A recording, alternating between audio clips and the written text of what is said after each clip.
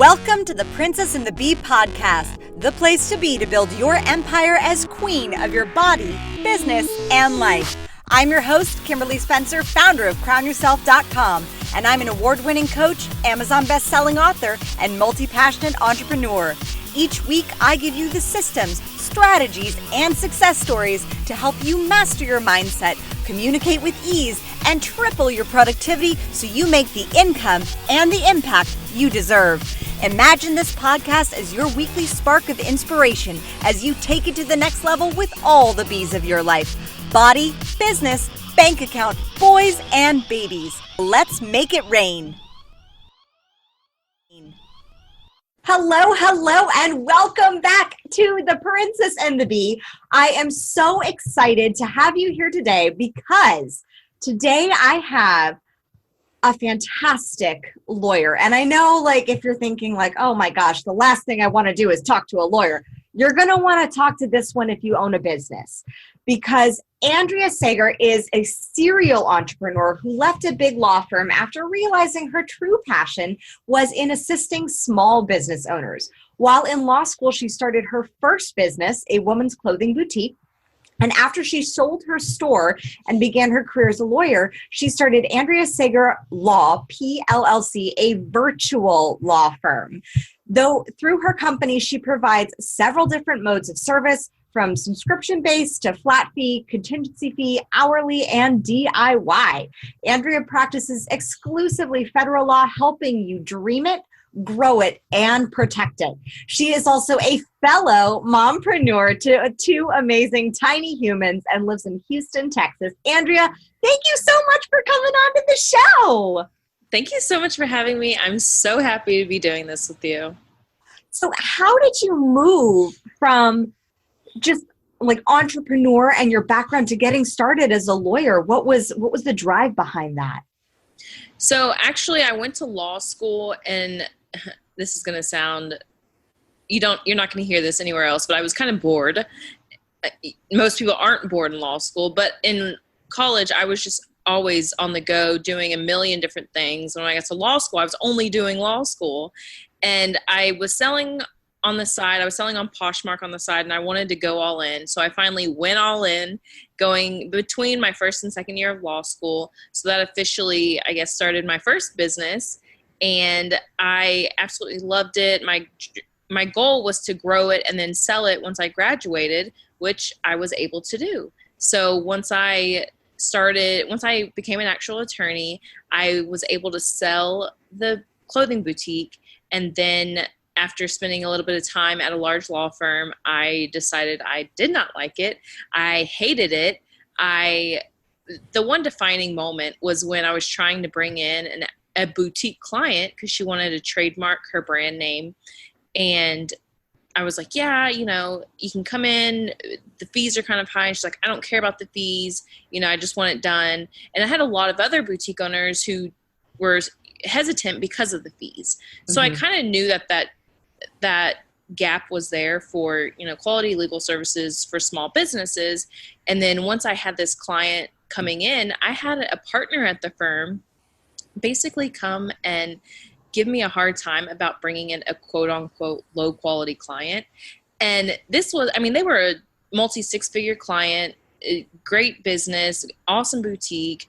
And they considered her a low quality client because she wasn't, $1 million or $1 billion business. And from that moment forward, I was like, this is not the place I want to be.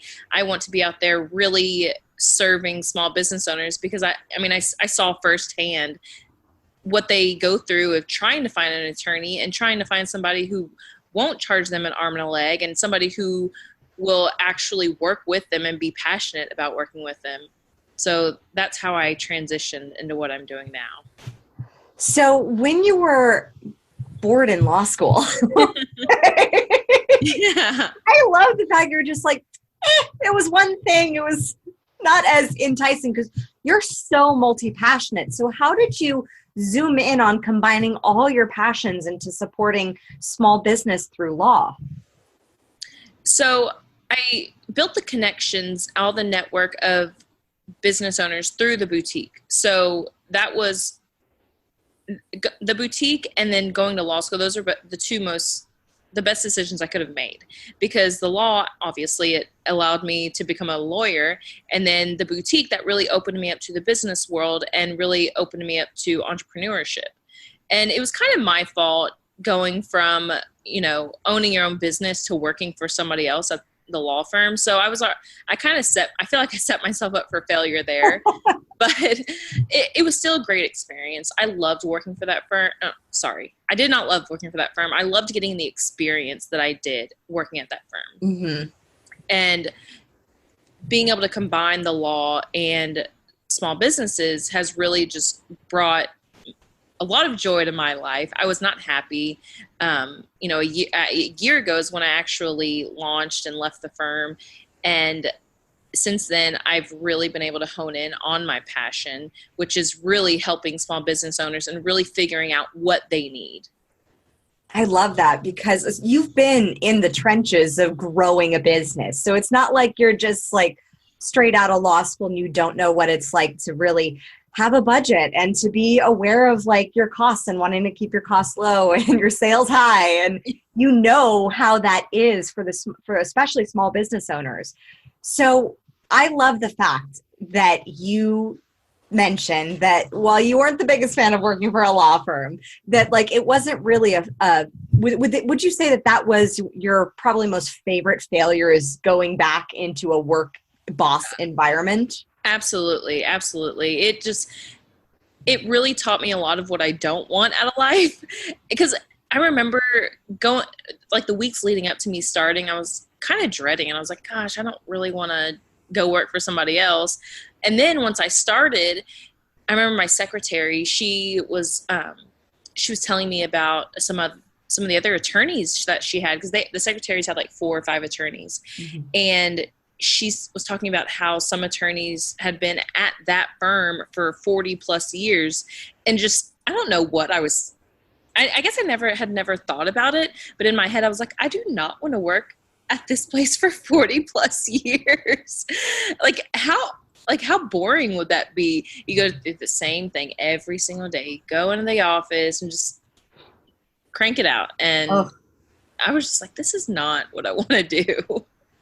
I can tell you, yeah, I am like world's worst employee right here. I've had some clients that have been lawyers, and it's a very common thing to see the lack of satisfaction, and also the especially for my clients who are women, just the cutthroat environment that it can be sometimes in that world. So now that you own your own business and you're a lawyer serving small business owners, what is it that you feel is the number one problem that small business owners get themselves into in the beginning stages of their business? So number one problem is not actually doing a proper search to brand yourself. Mm-hmm. Talking about brand names, most business owners, they will do a quick Google search social media, look at the domain name, and they're like, oh, it's all available, I'm good to go.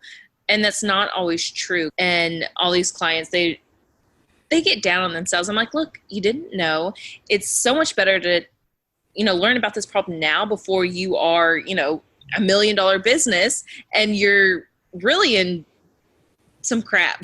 Yeah, when you have something that people can come after you for. Exactly. Yeah. So I try to turn it around and really help them out and not help them not feel so badly about it. Because just imagine that you brand yourself, you've gone through all the marketing, you've done this, you've done that, and it's like, oh crap, like I can't use this name. So I do what I can to really help them turn it into a positive and use it to really reach out to their own tribe of customers and, get them involved. And even though it's a mistake that they've made, the earlier, the better. I love that, because there are a few things that you can trademark. You can trademark branding, brand name, logo, and your slogan. Yes. So how long is the process normally to go through that? I've had a few trademarks from past businesses, so I know a bit of what that's goes down. I mean, sometimes in patents too, if you have a product-based business, good Lord, sometimes that process takes a few years. Yeah. I know the patent process can be much longer than the trademark process. Unfortunately, I don't do patents, and I tell people don't even ask me because I don't want to steer you in the wrong direction. I know absolutely nothing about patents, but copyrights and trademarks, I got you. But trademarks, so that process, that is at least 7 years. Mm-hmm. Sorry, 7 months. 7 years, gosh. No, 7 months. And basically you apply and then you wait 3 to 4 months to hear back from the trademark examining attorney, and they conduct their own search, basically make that determination if you are likely to cause confusion with a registered mark. Mm-hmm. And if you are likely to cause confusion, then you get a refusal for likelihood of confusion. And there's a number of other refusals that you can get, but that's the big one, and that's the hardest one to overcome. But if you receive a refusal, that doesn't mean you're not going to be approved at all. It just means you have to provide more information. And a lot of people don't know that, especially when they're DIYing. They think, oh, I'm refused, that's it. No, that's not it. We can do this. So I really try to help people understand, if you're going to DIY, make sure you understand what's going on, because just because you receive that refusal doesn't mean that you won't be approved. So after you hear back from the examining attorney, you'll either get that refusal or you'll be approved for publication. And if you're approved for publication, you're published in the official gazette for 30 days. And that's basically giving the world notice that you're going to be approved for a trademark, unless a third party has a legal reason to basically oppose your registration. Mm-hmm. If they oppose it, they file an opposition. If that is filed, that can take years to resolve. That's one of a big reason why the application process can take so long, but oppositions are rare.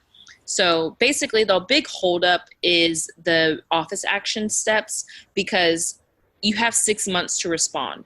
So you file, say the examining attorney takes 4 months, then you receive a refusal, say you take the whole 6 months, that's already 10 months right there for the application process. Mm-hmm. But typically the quickest, if you are approved right away, it's 7 months. You go get approval, you're published for 30 days, and then you're approved. Minimum is typically 7 months. And it's such a finite point that a lot of people, especially the creative entrepreneurs who have this I've got a vision and a dream, and let me just do it and I'll manifest magic happening. And I'm all about that. I'm also about having the proper legal documents in place and knowing where you're going and how you're going to get there in that process. So let's talk a little bit about copywriting, because this is fascinating in brand protection, because what do personal brands need to be aware of when they're growing their business? Because especially when you're on Instagram, people are writing beautiful long poetic posts or blog posts. What's copyright protected and what's not? So copyright protection, that is basically when I'm trying to easily distinguish for people, for them to understand, I say trademarks is branding, copyrights is content. Mm-hmm. So that's kind of an easy distinguisher right there. So copyrights, the Copyright Office specifically states that short quotes are not protected under copyright law. However, they do not tell you what is considered a short quote. Of course not. Why? Yeah, exactly. So you got to kind of figure that out on your own. So I've actually got a lot of questions lately about, okay, what about these Instagram captions? Like you said, the long, poetic, beautiful post, is that copyrightable? Honestly, probably so. If it, not if you're saying, peace out or look at my pic, something short, like a sentence or so, that's probably not copyrighted. But the longer several paragraphs, those are most likely covered by copyright protection. So if you do see someone who has basically copied and pasted your beautiful Instagram caption, that is most likely copyright infringement. And other items that can be copyrighted are your blog posts, of course, photos. Don't take a photo that you've seen online and repost it. Don't put it on your website. Don't use it for your own business, because I am so glad you said that. 100% that is copyright infringement. And even you may get a letter 2 years from now that says, hey, you used this photo one day, 2 years ago. And that's my copyrighted photo. That's infringement. You owe me this amount of money. And guess what? They have every right to send that to you. And, they most likely will threaten a lawsuit. Will they actually sue you? I don't know. It depends. But do you want to risk it? I actually just had a client, I guess a month or two ago, who did receive a letter for posting something, I think, over a year ago. And they just now sent her a letter about it. So we had to settle that thing. But yeah, photos, always use your own photos, or make sure you're buying or downloading stock photos from a reputable site. Mm-hmm. So important, because I was one of those business owners who took advice from a business coach who said, this is the best Instagram strategy to grow your business. So 2 years ago, I had reposted a photo, and I got a lovely letter from a very nice Norwegian company who said, by the way, you're infringing on our copyright. And I said, oh, crap. Okay, done, deleted. Just want to let you know, like, this is not something that's okay, because it's actually a very common practice strategy. Now, I've heard from other lawyers that it's Instagram's copyright, that the photo is technically owned by Instagram once you post it. I wanted to clear that with you. Is that accurate, or is that like total fallacy? So Instagram doesn't own the photo, but Instagram, in their terms and conditions of use, it's basically a license. You're giving them a license since you're posting it on their platform, but they don't own it. You always own your photo unless you assign full rights to someone else. Mm-hmm. But with a license, you can still do other things with it, which is why you have like the Regram app, and people can regram it, and that's not infringement, because of you're agreeing to Instagram's terms of use when you're using the platform. And by giving them a license, the Regram app in turn has a license, and license on license on license. But right. Yeah, if it's just another person who just uses your photo, especially if it wasn't originally posted on Instagram, mm-hmm. then you can you can't use that photo. That is definitely infringement. Mm-hmm. And always. Now, there are ways to get around this, not like get around it, but you can always request permission from the content owner to be able to use it and repost it. What are some other options that if you see a photo that you're like, oh my God, I need that on my Instagram, it just fits into it so well. What are some other options for people who really want to use a repurposing strategy to build their brand, but not be infringing on copyright? Right. So yeah, the number one way is to just ask for permission. A lot of times, even, if it's somebody who's just starting out on Instagram, they may not know the laws. And even if you just message them and say, hey, I love your photo, can I repost it? And they say yes, that's a license. You don't always have to pay for a license. A license just equals permission to use it. Mm-hmm. Sometimes people do want to be paid, but you'll be surprised at how many larger companies will, number one, not even ask for permission. They'll just repost, like they will just take your photo and use it on Instagram. Mm-hmm. Even on top of that, they'll reach out to, Joe Blow down the road who is a new photographer or, has a mom and pop photography business, and they don't want to pay them. I'm not going to name any company names, but there's large companies out there who are just like, hey, it'll be great exposure. Can we repost this? And can we post it on our Instagram, or can we use it here or there? And they're like, yeah, you can pay me some money for that. And they're like, no, we're just going to do it for exposure. And sometimes they'll allow it because they do want the exposure. But if it's a bigger company, they have money to pay. So there's your prime opportunity to get your first licensing deal. And there's your door into getting passive income through licensing. And negotiation. Yes. Work your business magic. Oh, yeah. I love that. So, wow, such valuable content. Like, what about branding protection? Like, how do you grow your brand and protect it as a holistic unit, especially if you're just, a personal brand. Right. So the number one step you should take is to look into getting a trademark for your brand name. Even if your brand is your personal brand and you're branding your name, that still needs to be trademarked. A lot of people either they don't know it or they don't think about it because it's their personal name. Well, guess what? If your name is Taylor Smith, that's a very common name.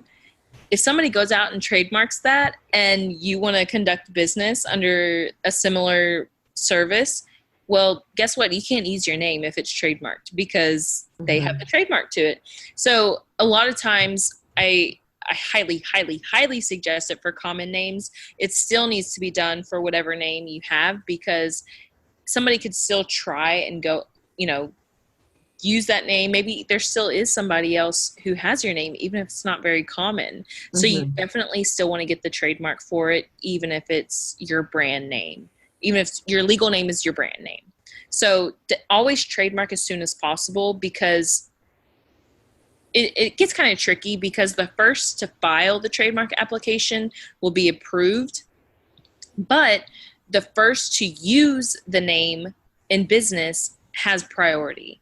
So there could be two winners there, but the overall winner will be whoever was first to use the brand name in business. So if somebody else goes out and gets the trademark for it, but you have priority, you then have to spend the money to get them to stop using it and to cancel their trademark. That's a cancellation proceeding. And it's basically you're spending a lot more money than if you would have just got the trademark to begin with.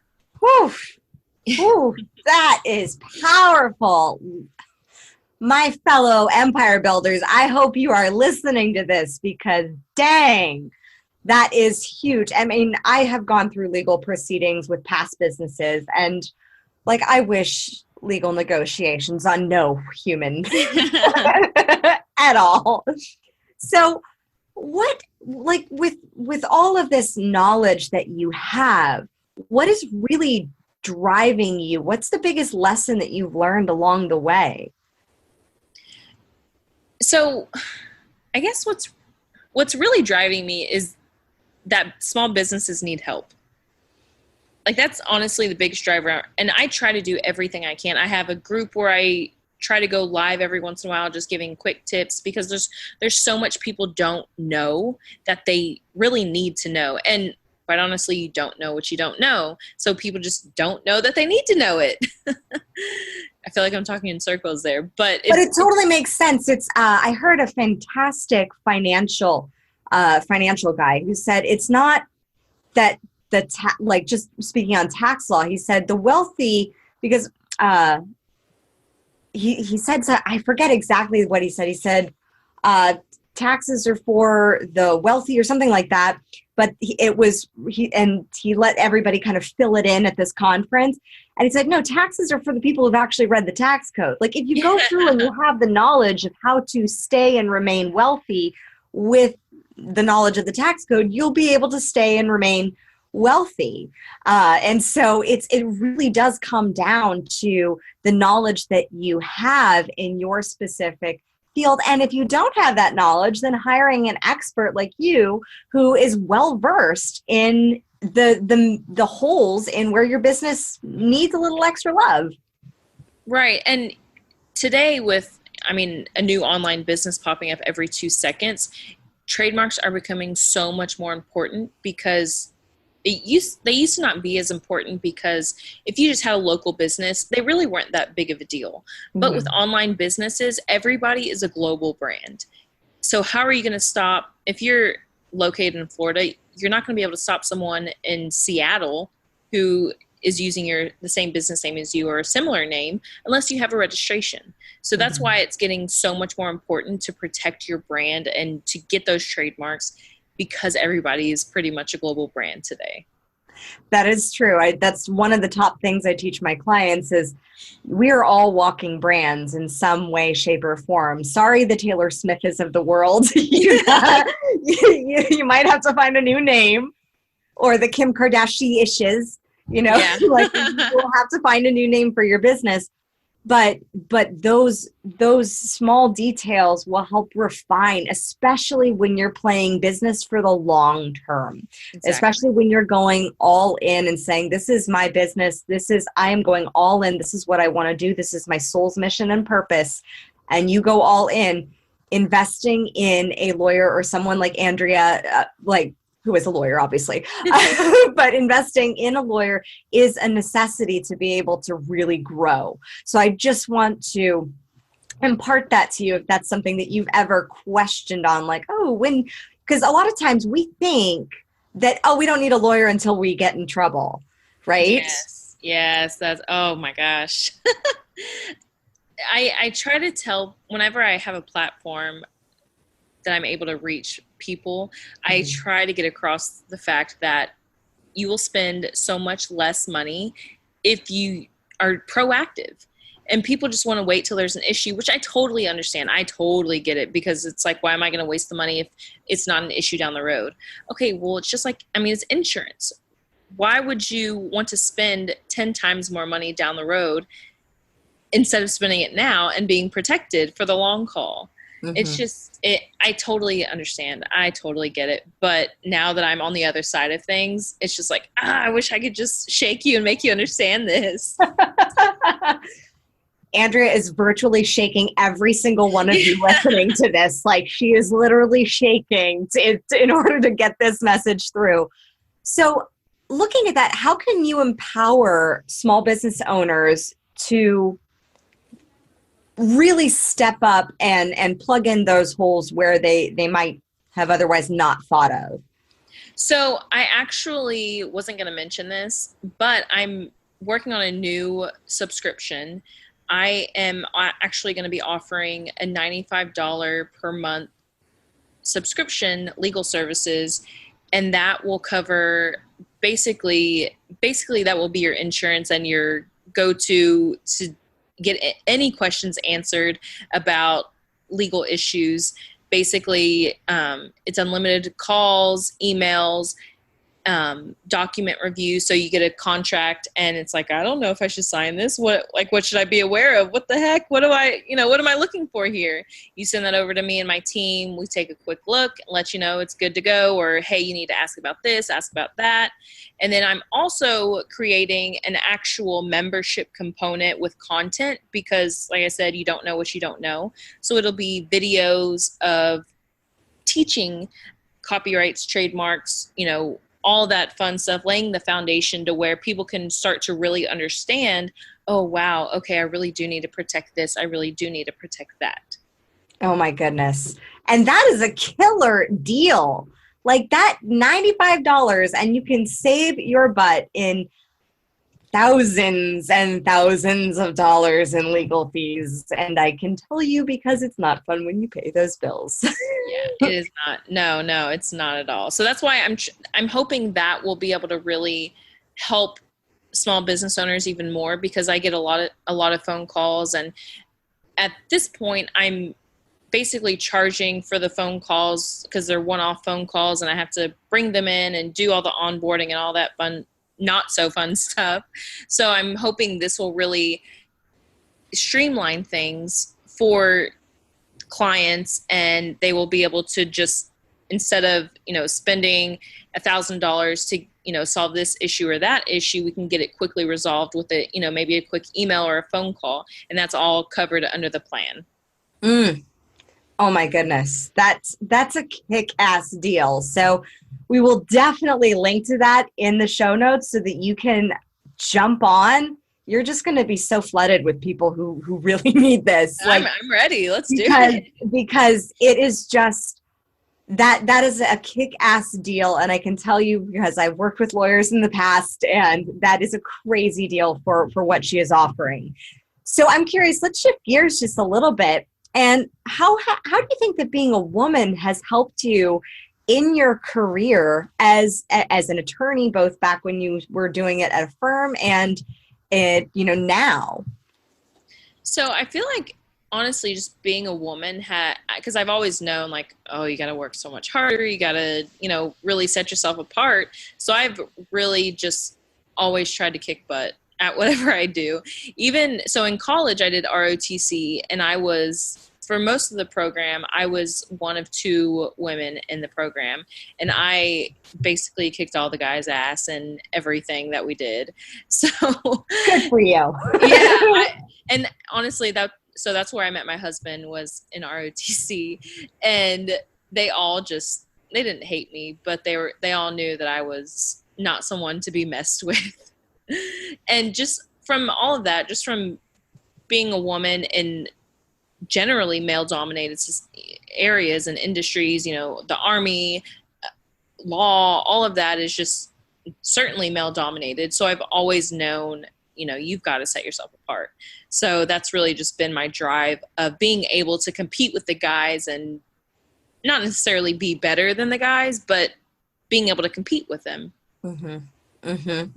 So what difference should we celebrate that women have from men, and how did that difference help set you apart in your field, since you mentioned it's setting you apart in a beautiful way? Well, I think that men are starting to get complacent, and that's where us women can really take their complacency and turn it into energy for us and drive on and keep kicking butt. I'm curious, how do you think that men are becoming complacent? Do you think they're just resting on their laurels of just really? Yeah, I do. I think, well, in my experience, a lot of men are just, I guess they're used to being able to do the same thing over and over, just going through the motions. And as a woman, I see that, and I'm doing everything that I can to not go through the motions. I'm doing everything I can to really set myself apart. And even with this legal subscription, I've kind of bounced ideas off of different attorneys, and 100% the people who are like, no, this would never work out, are the men. Wow. Yeah.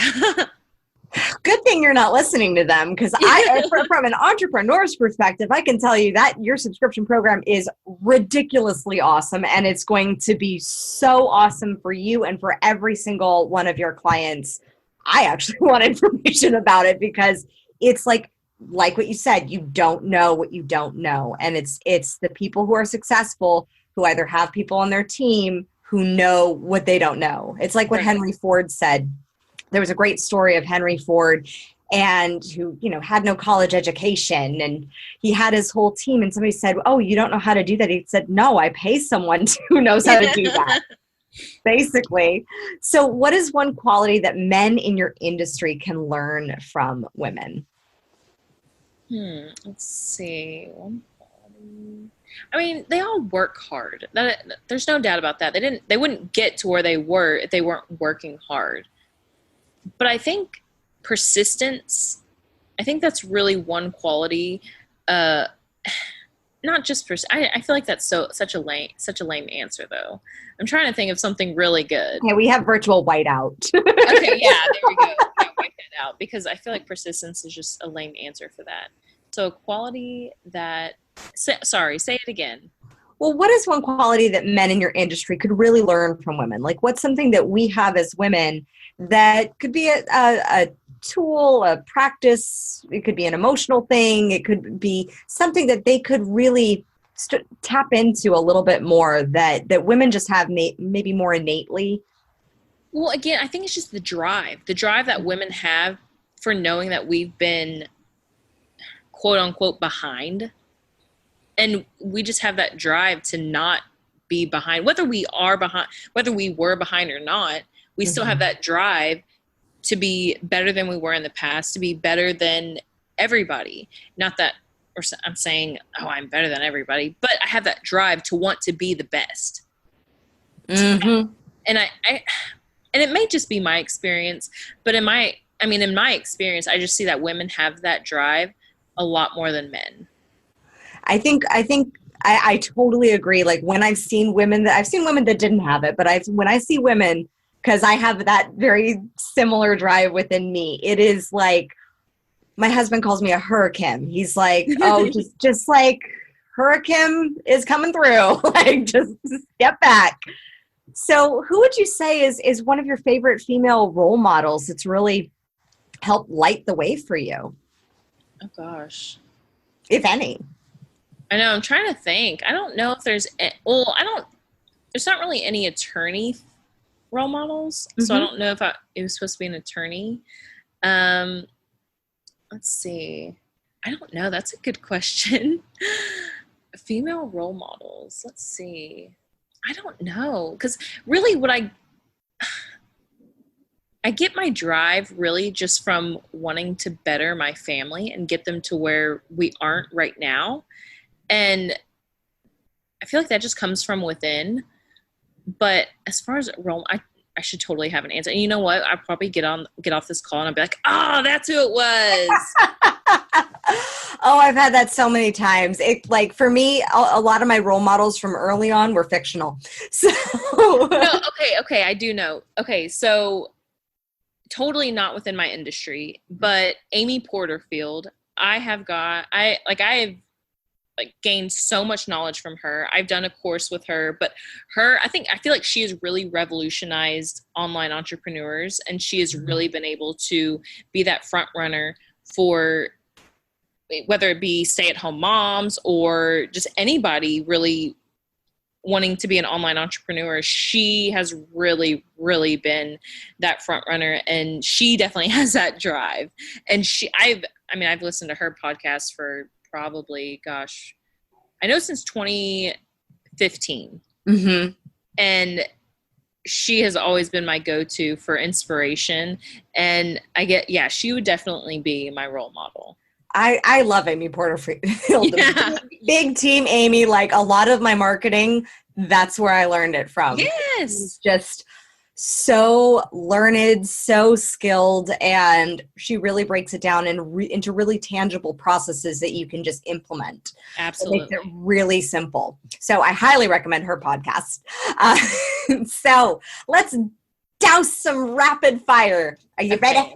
I'm ready. Let's do it. All right. Favorite female character in a movie? In a movie. Can it be a TV show? Sure. Okay, so Revenge, Emily Thorne. Okay. Yeah, I love her. Sorry, go ahead. That's not right. Oh, perfect. Go ahead. If you were queen of a country, what would be your prime focus? Gosh, I don't know. This is supposed to be rapid fire. I don't know. Can we come back to that? Yes. What would you consider to be your kingdom? My kingdom is absolutely my family. My family. Mm. And if your palace had a swear jar, how much money would you have to put in it daily? A couple of dollars. Not a whole lot. Mm-hmm. But a decent amount. Yeah. So what woman would you want to trade places with just for a day? Oh, just for a day. Amy Porterfield. See how she runs her team. Yes. If you had to have your success at twice the speed, how would you have done it? I wouldn't have worked for a law firm. Awesome. What habits and beliefs have best served you on your path? Top 3. Having the drive, always having the drive, not taking no for an answer, even though my toddler always wants to tell me no.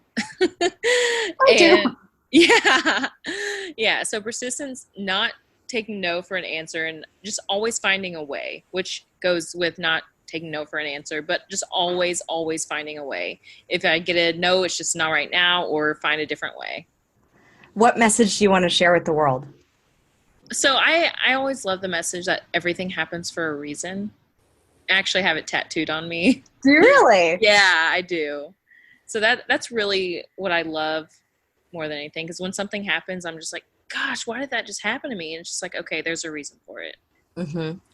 I know that we're in the middle of rapid fire, but it's my podcast, so I can change up the rules. Because I love what you said. I just have to circle back about just the resilience of not taking no for an answer. Because just like what you said in the beginning when we were talking about trademarks, and when you get a no, it's not a complete no. It's just like, maybe I just need more information, or maybe it's not right now. But that's the same as it is in entrepreneurship, and as in sales. Like, when you're making a sale, like, you get a no, it just means not right now. Yeah, exactly. And I think being a parent, I mean, mind you, I just want to let everyone know that this woman is a parent. She is on this podcast 2 months after giving birth to her second baby. Like, when I saw that she was like, any podcast, I was like, yes, come on to mine, please. Because any woman that has that amount of drive that says, my child is this is catapulting me into a whole new level. I was like, this is a kind of woman that you want to work with and that you want to know and be around, because that is the energy that will propel you forward in so many ways. So lastly, how do you crown yourself? Oh gosh. What do you mean? Whatever you want it to mean. Oh gosh. Wait, what are some examples that other people have said? Oh, they vary. There's a whole spectrum. Oh gosh. It can range from anything from self-care to how you are a queen of your life, to how you rule, to how you operate business. It can mean I have gotten the range. Okay, how do I crown myself? This is going to be something you've never heard before, but I absolutely love crawfish, and I reward myself with crawfish quite often. Like, if I've had a good day, I'm like, hell yeah, let's go get some crawfish. Like, yeah, let's go get some crawfish. Oh yeah. And it's not cheap either. It's expensive. So anytime me and my husband want to go out and get some crawfish, because we eat a lot, so it's probably going to be like $70 to $100 just for the two of us. Oh my goodness. I have actually never heard that answer, but I have been to a crawfish boil. Oh yeah. Yep. I personally don't understand crawfish because it seems like a lot of effort for a very little amount of. It's the experience. The experience. It's the experience. And I love crawfish. Oh, don't even get me started. Oh my goodness. So Andrea, where can we find you? How can we work with you? I mean, you mentioned your subscription program. When is that launching so that every single person who is a business owner can jump on that like hotcakes? Yes. So my website is andreasager.com. You can find me on social media, Andrea Sager Law. And for the subscription, right now, I'm working on the membership platform. That should be launched by August 1st. I'm trying not to rush that, because that's one thing that I always do. I rush things. And I'm just really wanting to take my time, make sure everything is set in stone. And that way. Well, you have a baby too. And it's not your only one. Right. But it's up and running right now. So if you're wanting to take advantage of that and become a subscription member, you just email me, andreasager.com. We'll get you set up with that. But August 1 will be when basically your membership portal will be up with the videos. Everything else is available now. It's just the videos and all of that content there that will be ready then. Amazing. Amazing. So you can all jump in on beta basically and get the personal attention before this program is launched. And I just have such a good feeling for you about this program and what it's going to do for small business owners across the country. Thank you. Thank you so much for coming on the show, Andrea. I learned a ton. I know every single listener learned a ton as well. And if you aren't yet considering working with a lawyer, I would highly recommend you just scroll through her beautiful Instagram and you pick up the quick tips that you didn't know that you needed until you know that you need. And as always, if you love this episode, if you received massive value from this, please tag us on Instagram at Crown Yourself Now and at Andrea Sager Law. Yes? Yes. And so that we can get your top takeaways. If you have any questions, please share with us and communicate with us there. Thank you so much for watching and for listening. This was amazing. So, as always, own your throne, mind your business, and make it rain. Thank you so much for tuning in today. If what you heard resonated with you, be sure to subscribe and share your breakthroughs and ahas with me by leaving a review on iTunes so I can keep the magic flowing your way. And if you aren't already following us on social media, come experience the extra inspiration and queenly convos on Instagram at Crown Yourself Now, or visit our website at crownyourself.com. I am so excited to connect with you in the next episode. And in the meantime, go out there and create a body, business, and life that rules.